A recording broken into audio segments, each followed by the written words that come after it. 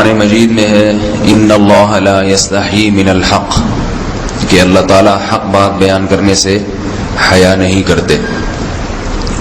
حدیث میں بھی بعض ایسے مسائل کو اللہ کے رسول نے بیان کیا ہے صلی اللہ علیہ وسلم نے جو بظاہر حیا کے خلاف ہیں، مگر اس لیے بیان کیا کہ اگر آپ صلی اللہ علیہ وسلم بیان نہ کرتے تو لوگ ان بے شرمی کے کاموں میں مبتلا ہو جاتے۔ اسی وجہ سے میں بھی یہ ہمت کر رہا ہوں کہ ایک اور ایسا گناہ جس میں لوگ مبتلا ہیں، اور وہ ہے حیا کے خلاف، مگر ہے بہرحال شریعت کا مسئلہ اور لوگ اس میں گناہ میں مبتلا بھی ہیں، اس لیے بتانا ضروری ہے۔ وہ یہ ہے کہ لوگ شادی کے بعد بھی، آج کی نوجوان نسل زوجہ سے، بیوی سے غیر فطری طریقے سے ہم بستری کرتے ہیں۔ انٹرنیٹ پہ بیہودہ فلمیں دیکھتے ہیں تو جو چیز انگریزوں کی دیکھ رہے ہیں کہ ان کے کلچر آہستہ آہستہ میڈیا کے ذریعے ہمارے معاشرے میں بھی آ رہا ہے۔ اللہ کے رسول صلی اللہ علیہ وسلم نے لعنت فرمائی ہے، ایک روایت میں ہے کہ اللہ اس کی طرف دیکھے گا نہیں کہ جو اپنی زوجہ سے پچھلے راستے سے ہم بستری کرے گا۔ یہ بیماری بھی، یہ گندگی بھی لوگوں میں پھیلتی جا رہی ہے، خاص طور پہ جن کو لڑکوں سے بدفعلی کی عادت پڑ جائے تو وہ زوجہ سے فطری راستے سے ہم بستری نہیں کرتے۔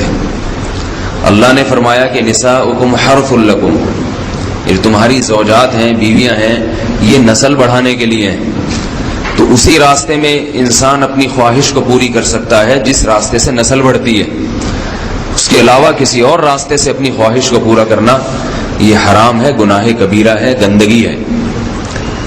ہمارے پاس کیسز آتے ہیں، ایک پاک دامن لڑکی کی شادی ہوتی ہے، لڑکا بھی بظاہر بڑا نیک، لیکن کیا ہے، لڑکا چونکہ ٹھرکی ہوتا ہے، شہوت کا درندہ ہوتا ہے، تو وہ یہ نہیں دیکھتا کہ میں اپنی بری خواہش مٹانے کے لیے میں اپنی زوجہ کو غیر فطری طریقے پر مجبور کیسے کر سکتا ہوں، تو مجبور کرتا ہے پھر اپنی بیوی کو۔ اس میں جو عورتیں زیادہ پاک دامن نہیں ہو، نیک نہ ہو، یا ان کو یہ ڈر ہو کہ طلاق ہو گئی تو ہم کہاں جائیں گے، وہ پھر اپنے شوہر کے ساتھ اسی غیر فطری طریقے پر آمادہ ہو جاتی ہیں، اور اس کا عذاب اور اس کا وبال یہ ہوتا ہے کہ کچھ دنوں میں ان کو بھی اسی کی لت پڑ جاتی ہے۔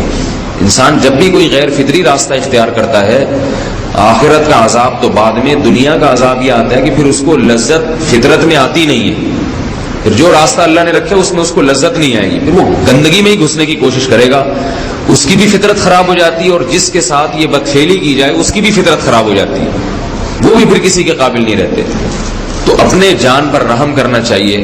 ہم انسان ہیں، ہم درندے نہیں ہیں، ہم گھوڑے نہیں ہیں، ہم گدھے نہیں ہیں، ہم جانور نہیں ہیں، ہم انگریز نہیں ہیں۔ انگریز نے تو حیا اور شرم کی تمام حدود کو توڑ دیا ہے، وہ تو درندے بن چکے ہیں، ہم تو درندے نہیں ہیں، ہم تو حلال کھاتے ہیں، پاک صاف رہنے کی کوشش کرتے ہیں، تو ہم ان کی جو کلچر دیکھ کے ہم ویسے درندے بننے کی کوشش کیوں کریں؟ تو یہ بہت بڑا وبال ہے، بہت بڑی برائی ہے جو ہمارے معاشرے میں آہستہ آہستہ جڑ پکڑتی جا رہی ہے، اور اس سے بیماریاں بھی پھیلتی ہیں۔ غیر فطری طریقہ ہے، بیماریاں بھی پھیلتی ہیں۔ ایسے کیسز آتے ہیں کہ جناب وہ مرد مجبور کر رہا ہے بیوی کو، اور وہ بیوی جو ہے ساتھ نہیں دیتی تو پھر اس کو طلاق کی دھمکیاں دیتے ہیں، ایسے کیسز بھی آتے ہیں۔ اور یہ بھی آتا ہے کہ مرد جب اپنی بیوی کو غیر فطری طریقے پر مجبور کرتا ہے، بیوی آمادہ نہیں ہوتی، تو مرد پھر یہ دھمکی دیتا ہے کہ بھائی میری خواہش تو تم سے پوری ہوتی نہیں ہے، پھر میں دوسروں کے پاس جاؤں گا۔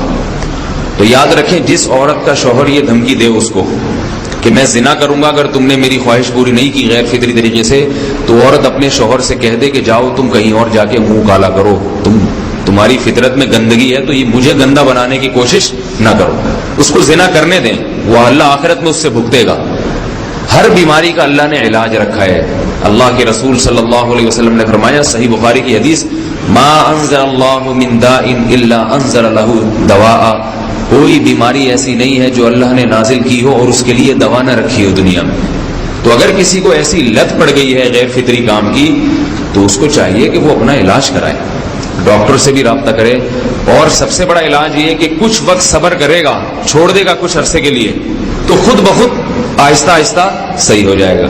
ایک آدمی شراب کا عادی ہے، ایک علاج تو یہ کہ ڈاکٹروں سے رابطہ کرے اور بہترین علاج کے چھوڑ دے، کتنے دن تڑپے گا، ایک دن 2 دن 3 دن 4 دن 1 ہفتہ 2 ہفتہ بہت زیادہ سال ہو جائے گا نا، اس کے بعد خود بہت ٹھیک ہو جائے گا۔ سگریٹ کا عادی ہے، چھوڑ دے گا تو کتنے لوگ ہم نے دیکھے ہیں دن میں 20 سگریٹ پیتے تھے، چھوڑنے پر آئے تو بالکل ایک دم چھوڑ دی انہوں نے، آہستہ آہستہ کر کے چھوڑ دی، لیکن تکلیف ہوئی مگر عادی ہو گئے۔ تو اب کسی کو یہ لت پڑ گئی ہے غلط کام کی، برائی کی، تو اس کا بہترین علاج یہ ہے کہ وہ اپنے آپ کو بدلنے کی کوشش کرے، ماحول بدلے، اور کچھ وقت صبر کرے گا تو اللہ اس سے یہ عادت چھڑا دے۔ نہیں کی، صبر نہیں کیا اس نے، پھر اسی گندگی میں موت واقع ہوگی، پھر آخرت کا عذاب بہت سخت، نسلیں برباد ہو جاتی ہیں اس عمل سے انسان کی۔ تو بات حیا کے خلاف ہے، مگر یہ کہ ایک بزرگ تھے وہ بات فرما رہے تھے، تو کسی نے پوچھا کہ حضرت آپ حیا کے خلاف بات کرتے ہیں، تو انہوں نے فرمایا تم بے حیائی کے کام نہیں چھوڑتے، ہم اس چھڑوانے کے لیے بات کریں تو ہم برے ہیں، اور تم کام کرو تو بھی برے نہیں۔ برائی کا کام کرنے میں برا نہیں بنتا، اور برائی کے خلاف بولنے والا برا بن جاتا ہے کہ دیکھو یہ کیسی باتیں کر رہے ہیں۔ تو بھائی باتیں ہیں اس لیے ہیں کہ یہ معاشرے میں یہ برائی پھیلتی چلی جا رہی ہے، اور یہ ہماری اپنا کلچر نہیں ہے، یہ امپورٹ ہو رہا ہے باہر سے، یہ امپورٹ ہو رہا ہے، یہ وہاں میڈیا کے ذریعے آ رہا ہے۔ تو وہ چیزیں دیکھا نہ کریں اور ان لوگوں سے دور رہا کریں۔ ہمیں تو دین کا داعی ہو کے ان کو ہدایت پر لانا تھا، بجائے ہم ہدایت پہ چل کے دوسروں کو چلانے والے بن کے ان کے راستے پہ ہم نے چلنا شروع کر دیا۔ اللہ تعالیٰ ہمیں اب دیکھیں ان کے ہاں ایڈز کا مرض پھیل گیا ہے۔ آپ بتائیے یہ ایڈز کا مرض ہمارا ہے کیا؟ یہ بیماری ہماری ہے یا ان کی ہے؟ ہمارے یہاں بیماریاں ہیں، کھانسی ہے، نزلہ ہے، ٹھیک ہے نا، بلڈ پریشر ہے، شوگر ہے، یہ بیماریاں ہماری ہیں۔ کوئی اللہ کا شکر ہے گندی بیماری ہمارے ہاں نہیں ہے۔ جتنی گندگیاں ہیں وہاں سے آ رہی ہیں، ایڈز کا مرض وہاں سے امپورٹ ہوا ہے۔ وہ ایڈز کا مرض اسی بدفعلی کی وجہ سے پیدا ہوتا ہے، اسی سے جراثیم پیدا ہوتے ہیں، اور اتنا خطرناک مرض کے ایسے متعدی ایسے پھیلتا ہی۔ افغانستان میں ایڈز کا ریشو 0 تھا، 0۔ وہ جانتے نہیں تھے کہ ایڈز کا مرض ہوتا کیا ہے۔ جب سے امریکن آرمی، برطانیہ آرمی افغانستان میں آئی ہے، فوجی آئے ہیں، افغانوں میں ایڈز کا مرض پھیل گیا ہے، انہوں نے وہاں بدفعلیاں شروع کر دی ہیں۔ تو وہ تو حالانکہ ان کے لیے زنا کتنا سستا ہے، کتنا سستا ہے نا ان کے لیے زنا، پھر بھی وہ لڑکوں کی طرف مائل ہوتے ہیں۔ تو اتنی گندگی، ایسا گندا جب انسان بن جائے پھر اللہ اس کے وجود کو برقرار نہیں رکھتے، اور رکھتے ہیں تو پھر آخرت میں سزا دینے کے لیے اپنے آپ کو ان گندگیوں سے بچانا چاہیے، حلال پہ اکتفا کرنا چاہیے۔ اللہ تعالی ہمیں حلال پہ قناعت کی توفیق عطا فرمائے اور پاکیزہ لوگوں میں ہمارا شمار فرمائے۔